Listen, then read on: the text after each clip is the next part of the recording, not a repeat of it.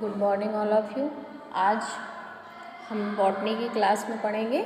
BSc first semester का आपका topic रहेगा economic importance of algae. Algae के आर्थिक महत्व क्या है, एल्गी के इकोनॉमिक इम्पोर्टेंस क्या है, उनके बारे में पढ़ेंगे। जैसा कि आपको पता होगा, हम एल्गी के बारे में ऑलमोस्ट पढ़ चुके हैं। इनके इकोनॉमिक इम्पोर्टेंस, आर्थिक महत्व के बारे में आज जानेंगे। इसके दो प्रकार से आर्थिक महत्व हैं। एक तो यूज़फुल इम्पोर्टेंस है, मतलब जो हमारे लिए यूज़फुल है, उपयोगी है, और हार्मफुल इम्पोर्टेंस भी है कि ये हार्मफुल, ये हमारे लिए किस प्रकार से हार्मफुल हैं, ठीक है, किस प्रकार से ये हमें नुकसान पहुंचाते हैं। तो प्लांट्स में एल्गी का विशेष महत्व है क्योंकि यह प्रकाश संश्लेषण के द्वारा भोजन का निर्माण करती हैं। जो प्लांट्स होते हैं, पेड़ पौधे होते हैं, उसमें एल्गी का बहुत अधिक महत्व है क्योंकि ये क्या करते हैं, प्रकाश संश्लेषण की क्रिया के द्वारा भोज्य पदार्थों का निर्माण करती हैं, जो मनुष्य एवं जंतुओं के लिए अत्यधिक उपयोगी है। उस बनाए हुए भोजन को मनुष्य भी अपने खाने के रूप में करता है और जंतु भी उसको उपयोग करते हैं। साथ ही जंतु जगत को ऊर्जा प्रदान करते हैं। ये क्या करते हैं, जंतु जगत को ऊर्जा प्रदान के कारण इन्हें हम क्या कहते हैं, प्राइमरी प्रोड्यूसर, है ना, इनको प्राथमिक उत्पादक भी हम इनको क्या कहते हैं एल्गी को। इसके अतिरिक्त कुछ एल्गी प्रभाव भी प्रदर्शित करते हैं। अतः हम कह सकते हैं कि एल्गी हमारे लिए क्या है, उपयोगी है एवं हानिकारक दोनों प्रकार के होते हैं, क्योंकि ये प्रकाश संश्लेषण की क्रिया के द्वारा भोजन का निर्माण कर रहे हैं, जो कि पेड़ पौधों और हमारे जीव जंतुओं के लिए अत्यधिक उपयोगी है। लेकिन कई प्रकार से ये हमारे ऊपर नेगेटिव प्रभाव भी डालते हैं। तो उस प्रकार से हम कह सकते हैं कि जो एल्गी है वो हमारे लिए हानिकारक भी है और लाभदायक भी है, दोनों प्रकार की होती है। तो पहले हम इसके यूज़फुल इम्पोर्टेंस के बारे में पढ़ लेते हैं। यूज़फुल इम्पोर्टेंस क्या है, किस किस प्रकार से ये हमारे लिए लाभदायक है एल्गी। तो सबसे पहला जो यूज़फुल इम्पोर्टेंस है इनका, एल्गी एज फूड। कई प्रकार की एल्गी का हम क्या करते हैं, भोजन के रूप में उपयोग करते हैं। प्राचीन काल से ही एल्गी का भोजन के रूप में प्रयोग होता आ रहा है। संसार में जापान एक ऐसा देश है जहां पर भोजन के रूप में एल्गी का उपयोग सर्वाधिक किया जाता है। जापान में सबसे ज़्यादा भोजन के रूप में किसका उपयोग किया जाता है, एल्गी का ही उपयोग किया जाता है। उनका जो भोजन का रूटीन है वो सिर्फ एल्गी पर सबसे ज़्यादा डिपेंड करते हैं। तो जैसे कि आपका कुछ एल्गी है, प्रोफाइरा, अल्वा आदि एल्गी का सूप बनाकर पिया जाता है तथा मांस के साथ पकाकर भी खाया जाता है। एल्गी की पत्तियां एवं तनों को तलकर एवं नमक लगाकर खाया जाता है, ठीक है। तो कुछ इस प्रकार की एल्गी है कि इनको क्या करते हैं, हम सूप बनाकर भी पीते हैं या फिर उसको कई चीज़ों में मतलब उबाल कर बनाकर पीते हैं। उसकी पत्तियों एवं तनों का हम तलकर भी क्या करते हैं, नमक लगाकर उसका एक स्नैक्स रूप में उसका प्रयोग करते हैं। जावा तथा चीन में साइनोबैक्टीरिया के सदस्यों को भोजन की भांति प्रयोग में लाया जाता है। जो साइनोबैक्टीरिया इसकी स्पीसीज़ है उसको भी किसके रूप में, भोजन के रूप में उसको उपयोग करते हैं। दूसरा, यदि हम इसका यूज़फुल इम्पोर्टेंस की बात करें तो एल्गी एज फीडर। फूडर क्या है, अनेक व्यक्तियों के लिए भोजन में मछली मुख्य भोजन होती है। बहुत से व्यक्ति ऐसे होते हैं जो अपने भोजन में किसका उपयोग करते हैं, मछली का उपयोग वो करते हैं भोजन के लिए। मछलियाँ मुख्य एल्गी को भोजन के रूप में खाती हैं, और जो मछलियाँ रहती हैं वो क्या करती हैं, अपने भोजन के रूप में एल्गी को खाती हैं। इसको लैंड में फूकस एवं अन्य ब्राउन एल्गी को चारे के रूप में देने से दूध देने वाले जानवरों के मिल्क एवं फैट्स में वृद्धि हो जाती है। कई प्रकार की एल्गी ऐसी हैं जिनको यदि हम जानवरों को खिलाते हैं उनको, तो क्या हो जाती है, उनके फैट्स में और दूध में वो दूध अधिक देने लगती हैं। इसके अतिरिक्त मुर्गियों को भी भोजन के रूप में समुद्री एल्गी खिलाने से उनमें अंडे देने की क्षमता बढ़ जाती है। तो देखिए कितना इम्पोर्टेंस है, यदि हम जानवरों को एल्गी खिलाते हैं तो उनके दूध देने की जो क्षमता होती है वो बढ़ जाती है, मुर्गियों को खिलाते हैं तो उनके अंडे देने की क्षमता बढ़ जाती है, और मछलियाँ भी कई प्रकार की जो है वो एल्गी का ही उपयोग भोजन के रूप में करती हैं। ठीक है, नेक्स्ट है आपका algae as a fertiliser. Fertiliser में हम कैसे उपयोग करते हैं एल्गी का? समुद्री शैवालों, sodium, calcium, magnesium, sulphur, copper, है ना, आदि खनिज तत्वों का संग्रह करने की क्षमता, आदि खनिज लवणों का संग्रह करने की क्षमता होती है।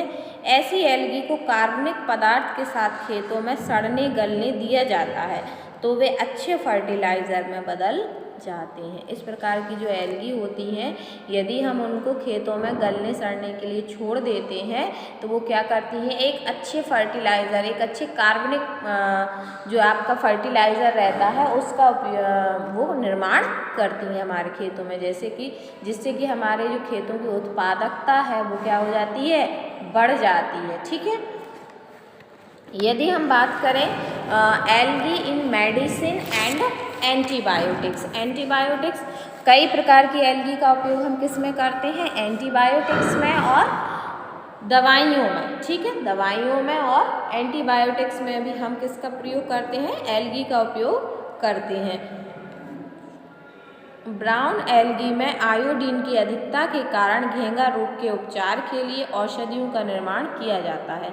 जो ब्राउन एल्गी रहती है उसमें क्या रहता है, सबसे ज़्यादा क्या रहता है, उसमें आयोडीन की अधिकता रहती है, और आयोडीन की कमी से क्या होता है, घेंघा रोग। तो उस एल्गी की सहायता से हम क्या करते हैं, घेंघा रोग के उपचार के लिए जो दवाइयाँ बनाती हैं उनको तैयार करते हैं, औषधियों का निर्माण किया जाता है। जिलेडियम एल्गी का प्रयोग पेट संबंधी रोगों के उपचार के लिए किया जाता है। पेट में अगर दर्द है या और कोई पेट की समस्या है तो जो जिलेडियम एल्गी होती है उसका उपयोग हम किस में करते हैं, पेट दर्द संबंधी या पेट से संबंधी रोगों के उपचार के लिए उसका उपयोग करते हैं। चीन तथा जापान में कैडियम एवं डाइजीनिया नामक एल्गी को किडनी, लंग्स तथा ब्लडर आदि रोगों के उपचार के लिए प्रयोग किया जाता है। सोचो कितनी बड़ी बड़ी बीमारियां हैं, ये किडनी है, लंग्स है, लंग्स की प्रॉब्लम है, किडनी की प्रॉब्लम है, इनसे भी क्या किया जाता है, इन कई प्रकार की ऐसी एल्गी है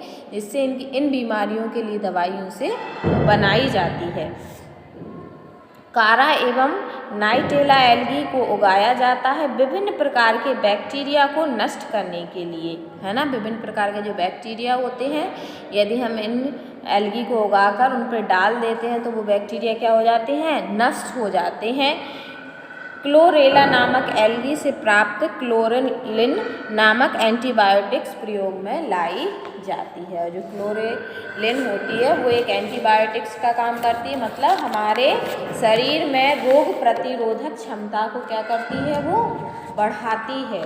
ठीक है, यदि हम इसके हार्मफुल इम्पोर्टेंस की बात करें तो हार्मफुल इम्पोर्टेंस है इसका सबसे पहला पैरासिटिक एल्गी। पैरासिटिक एल्गी मतलब परजीवी एल्गी। कई प्रकार की एल्गी ऐसी रहती हैं जो परजीवी रहती हैं, मतलब अपना जीवन किसी दूसरे, अपने जीवन के लिए, अपने खाने पीने के लिए किसी दूसरे जीवों पर क्या करती हैं, डिपेंड करती हैं।